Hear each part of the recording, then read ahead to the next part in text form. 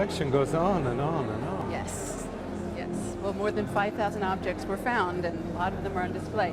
What we're going to look at now are some of the ritual figures, and there were 34 of these found in these black resined wooden shrines inside the treasury where the canopic material Yes. was. So the same area. And their function? Well, Protection. basically. Protection and ritual use and all those things that we don't completely understand, but they all have to do with religion, and especially funerary religion.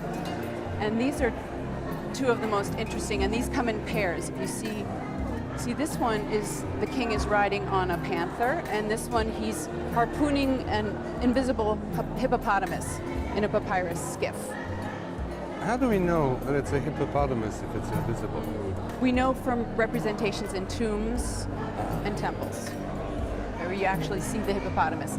And we also know because basically what he's doing here is he's showing himself as the guarantor of order, of the proper order of the Egyptian universe.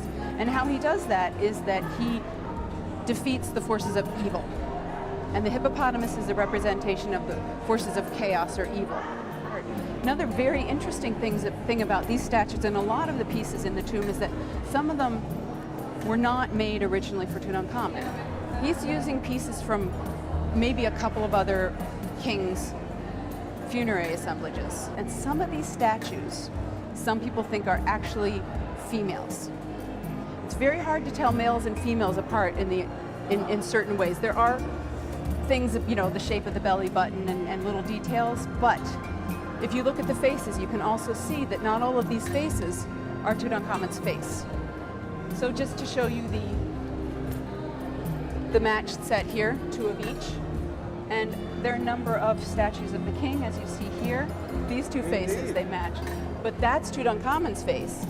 See? Not the same. That's not the same person at all. What's interesting is, for example, we have some of these ritual figures from other royal tombs from both before and after, and none of them are gilded the way these are. So it makes you kind of wonder, you know, was there something special going on? Was Tutankhamun especially honored? This is an idea that a scholar named Ray Johnson is starting to talk about. It's very interesting, has a lot of really interesting, way off the charts ideas, but that's one of them. That maybe, you know, they loved him so much because he had brought back the worship of Amen. Yes.